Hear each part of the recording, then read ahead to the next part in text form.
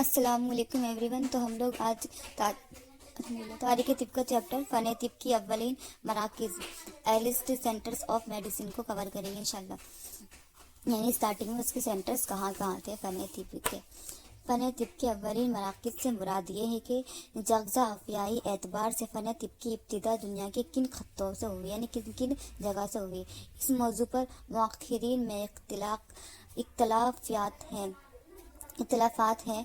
پہلا اختلاف اس بات پر ہے کہ بعض مؤرخین بغیر کسی شک و شبہ کے یونان کو فن طب کا اولین مرکز قرار دیتے ہیں. کچھ تو لوگ ایسے ہے کہ انہیں بنا شک شبہ یعنی بالکل شیورٹی کے ساتھ بتاتے ہیں کہ سب سے پہلا جو تھا وہ ہمارا کہاں کا تھا، یہ یونان کو دے دیتے ہیں کہ یونان میں سب سے پہلے تھا.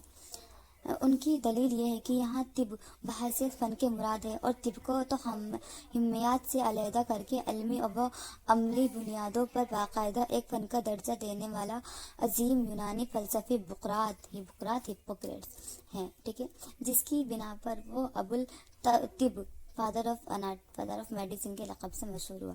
لیکن بعض مؤرخین کہتے ہیں کہ چونکہ جادو، سحر اور مختلف قسم کے دیگر عملیات بھی فنون میں شمار کیے جا سکتے ہیں، اس لیے طب کی ابتدا بابل، مصر، ایجپٹ، ہندوستان، انڈیا اور چین جیسے قدیم ترین ممالک میں ہوئی. ٹھیک ہے، ان جگہوں پر عہد بقراطیہ سے سینکڑوں سال قبل یعنی پہلے مختلف اشکال میں طب کی ابتدا ہو چکی تھی. ان کا کہنا ہے کہ یہ جو کنٹری ہے یہاں پر مطلب کہ مختلف یعنی کہ یہاں پر طب کی ابتدا کب سے ہو چکی تھی. ہپوکریٹس کی جو ہپوکریٹس سے پہلے بھی وہاں پر طب کی ابتدا ہو چکی تھی، میڈیسن کی ابتدا ہو گئی تھی. ٹھیک ہے، لوگ صحت و مرض کو پہچاننے لگے تھے. یہی حال یونان کا بھی تھا. بقراط سے قبل بولے تو پہلے فن طب کی بنیاد مذہبی عقائد پر رکھی گئی تھی، جس کے موجد حضرت ادریس علیہ السلام اور عسقلی بیبس تھے. دوسرا اختلاف اس بات پر ہے کہ فن طب خواہ کسی بھی طریقے سے شروع ہوا، وہ کون سی جگہ تھی کہ جہاں فن طب سب سے پہلے وجود میں آیا. محققین نے اس کو بتایا بابل، مصر، ہندوستان، چین اور یونان جیسے قدیم ترین ممالک اور ان کے تہذیب و تمدن کا جائزہ لیا تو معلوم ہوا کہ دنیا کا قدیم ترین طبی مراکز بابل ہو سکتا ہے. ٹھیک ہے، بابل کی تاریخ بتاتی ہے کہ پہلے یہ جنوب مغربی ایشیا ساؤتھ ویسٹ ایشیا میں واقع میسوپوٹامیا کا حصہ تھا. وہاں تقریباً 4000 میں سومیر نام کی قوم آباد تھی. پھر بعد میں سومیری حکومت شمال اور جنوب دو حصوں میں تقسیم ہوئی. ٹھیک ہے،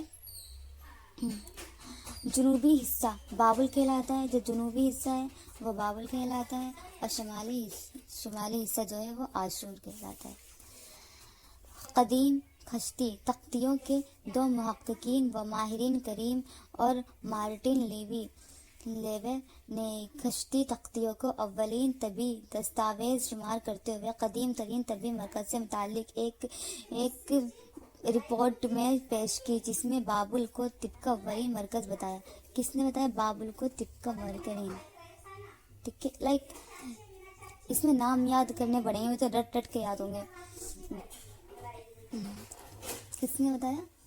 مارٹن لیوی.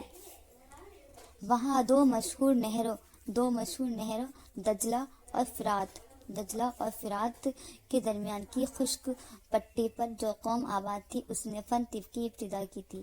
ایک طب سے متعلق ایک قدیم خشتی تختی برٹش میگزین قدیم طبی مخطوطہ جو کہ خشتی تختی پر لکھا ہے اور تقریباً 3000 پرانا ہے سے پتہ چلتا ہے کہ سومیر قوم کے ایک طبیب نے اس کو تحریر کیا تھا تاکہ اس کے شاگرد اس سے فائدہ اٹھا سکیں.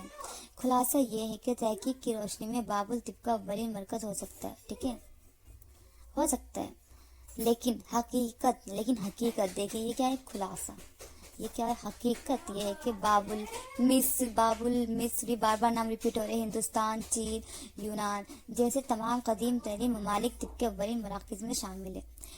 ठीक है, ये वो मुकामात हैं जहाँ इंसान ने पहल अपना दीगर आजमाया और आम ज़रूरियात ज़िंदगी जैसे हवा, पानी या ग़ज़ा खाना की फराहमी की वजह से मुस्तकिल तौर पर यहाँ सुकूनत इख्तियार कर ली, जिससे आबादियाँ वजूद में आई। और चूँकि फ़न तिब ज़िंदगी की अहम तरीन ज़रूरत है, इसलिए हर जगह किसी न किसी तौर से फ़न तिब की इब्तिदा हो गई, जिसकी मालूमात महफूज रह गई। उसके तहकीकी नुक्ता नज़र से तिब का कदीम तरीन मरकज़ मान लिया गया, और जिसकी मालूमात महफूज न रह सकी वो इस ज़मरे में नहीं आया।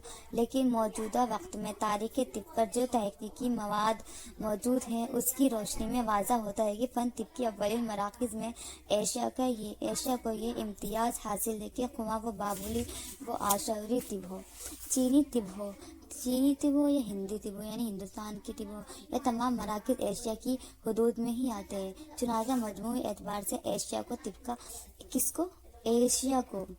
तिब का अव्वलीन मरकज़ शुमार किया जा सकता है, जिसकी वजह एशिया की बेहतरीन आबो हवा और ज़रख़ेज़ी है, जिसके सबब अव्वलन इंसान ने एशिया के मुख्तलिफ मकामात पर अपना डेर आजमाया और इंसानी तहज़ीब व तमद्दुन पर वान चढ़ा, और इल्म तिब तहज़ीब का एक ज़रूरी हिस्सा होने की वजह से किसी न किसी सूरत में यहाँ ज़हूर पज़ीर हुआ।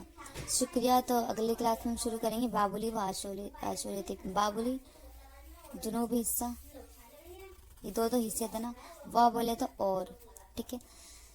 शुक्रिया।